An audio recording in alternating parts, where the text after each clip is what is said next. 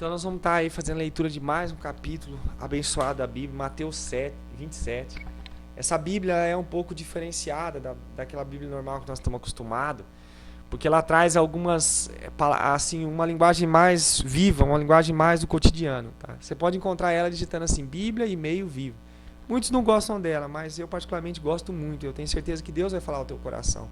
Vá até o final desse vídeo. Quando amanheceu, os sacerdotes principais e os líderes judeus reuniram-se outra vez para discutir a maneira de morte, a maneira de convencer o governo romano a sentenciar Jesus à morte. Então eles mandaram Jesus acorrentado a Pilatos, o governador romano. Nisso Judas, o traidor, quando viu que Jesus tinha sido condenado à morte, com muito remorso pelo que tinha feito, trouxe de volta o dinheiro aos sacerdotes principais e outros líderes judeus. Eu pequei, declarou ele, porque traí um homem inocente. O problema é seu, responderam eles. Então ele atirou o dinheiro no chão do templo, saiu e foi enforcar-se. Os sacerdotes principais apanharam o dinheiro. Não podemos pô-lo na coleteria, disseram ele, porque é contra as nossas leis aceitar dinheiro pago por assassinato. Eles discutiram a questão e finalmente decidiram comprar um certo campo, onde era usado pelos oleiros, e transformá-lo em um cemitério, para os estrangeiros que morressem em Jerusalém. E por isso o cemitério ainda se chama o Campo de Sangue.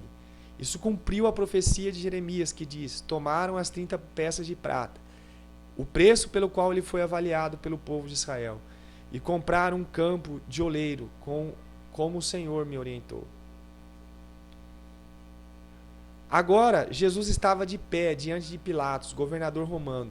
Você é o Messias dos judeus? E perguntou-lhes o governador. Sim, respondeu Jesus.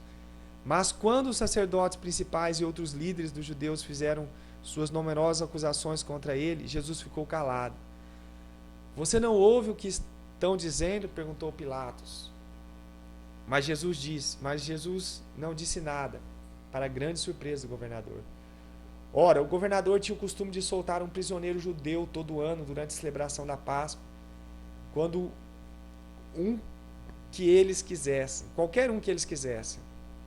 Nesse ano, estava preso um criminoso muito famoso chamado Barrabás. E quando o povo se reuniu diante da casa de Pilatos, naquela manhã, ele perguntou-lhes: quem é que eu soltarei para vocês, Barrabás ou Jesus o Messias? Pois ele sabia muito bem que os líderes judeus tinham prendido Jesus por inveja, em virtude da popularidade entre as multidões. Bem nesse momento, enquanto Pilatos estava presidindo o tribunal, a esposa dele mandou-lhe esse recado: deixe esse homem bom em paz, porque essa noite eu tive um pesadelo com ele. Enquanto isso, os sacerdotes principais e os oficiais dos romanos judeus convenceram o povo a pedir a liberdade de Barrabás e a morte de Jesus. Então, quando o governador perguntou outra vez: qual destes dois eu devo soltar para vocês? A multidão respondeu gritando: Barrabás. E que farei de Jesus, o Messias de vocês? Perguntou Pilatos. Eles gritaram: crucifique-o.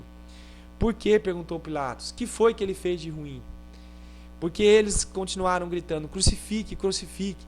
Quando Pilatos viu que não estava chegando a resultado algum e que começaram a se formar uma confusão, mandou buscar uma bacia d'água e lavou as mãos diante da multidão, dizendo: eu estou inocente do sangue deste homem, a responsabilidade é de vocês. E a multidão gritou: que o sangue dele caia sobre nós e nossos filhos. Então Pilatos soltou o Barrabás.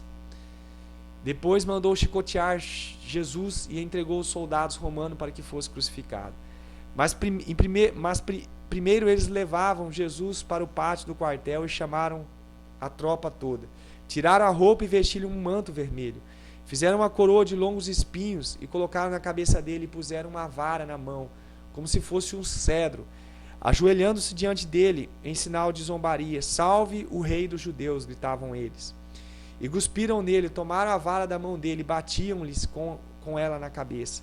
Depois da zombaria, eles lhes tiraram o manto, vestiram novamente com as suas próprias roupas e levaram para fora a fim de crucificá-lo.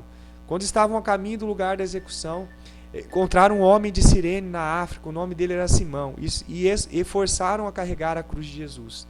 Então saíram para o lugar conhecido como Gólgota, isto é, Monte da Caveira, onde os soldados deram vinho narcotizante para ele beber, mas quando ele experimentou, rejeitou. Depois da crucificação, os soldados jogaram dados para dividir entre si a roupa deles. Depois sentaram-se em volta e ficaram montando guarda enquanto ele estava pendurado ali. E puseram uma tabuleta por cima da cabeça dele. Este é o rei, este é Jesus, o rei dos judeus. 2 assaltantes foram também crucificados ali naquela manhã, um de cada lado.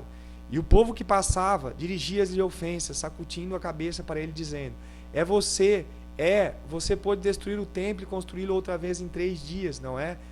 Ora, pois desça da cruz e salve a sua vida, se é o Filho de Deus.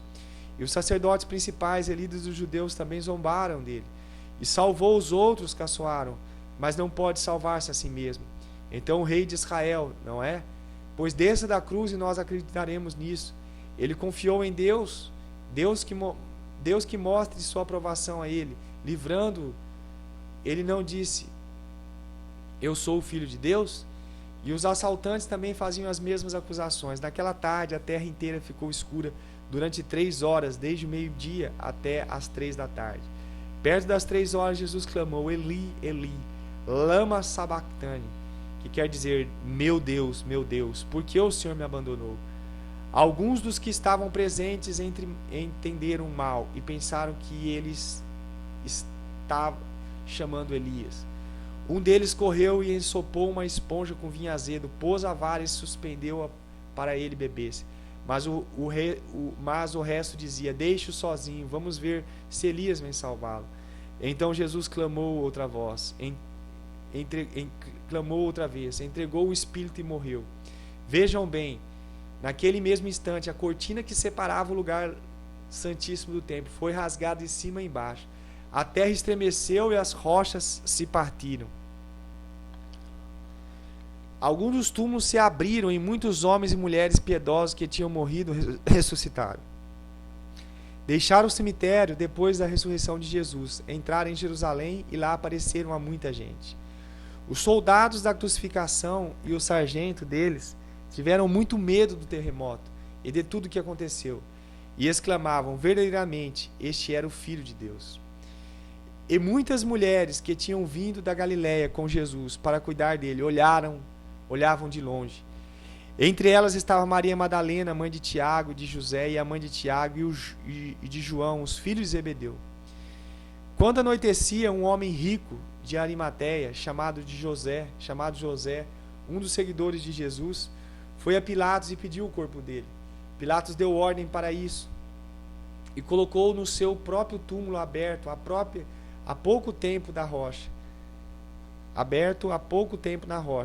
Foi embora, rolou uma grande pedra para fechar a entrada. Tanto a Maria Madalena como outra Maria estavam sentadas ali perto olhando. No dia seguinte, no enterro, do primeiro dia das cerimônias da Páscoa, os sacerdotes principais e fariseus foram a Pilatos e disseram: Senhor, aquele mentiroso uma vez disse: depois de 3 dias eu vou ressuscitar. Portanto, lhe pedimos que o Senhor mande fechar o túmulo até o 3º dia, para que os discípulos dele não venham roubar o seu corpo e depois digam a todo mundo que ele ressuscitou. Se isso acontecer, nós estaremos em pior situação do que antes. Usem a própria polícia do templo de vocês, disse-lhes Pilatos. Eles podem guardar o túmulo com toda a segurança. Assim eles lacraram a pedra e puseram guardas para proteger o túmulo contra qualquer pessoa que aparecesse lá. Então nós chegamos ao fim de mais um capítulo da Bíblia, Mateus 27. Que Deus, o Todo-Poderoso, gracioso, majestoso e soberano, venha poderosamente iluminar a sua vida através da sua palavra, que cada dia mais você se aproxime dessa palavra. Faça aí uma estratégia. Não leia apenas 1 ou 2 capítulos da Bíblia. Leia 5, 6, 7, 8, 10, conforme Deus colocar no seu coração. Que Deus abençoe sua vida, em nome de Jesus. Se você gostou desse vídeo, dá um joinha aí se você estiver assistindo no YouTube. Se inscreva no nosso canal. Compartilhe essa mensagem do reino a todos. Que Deus abençoe sua vida, em nome de Jesus.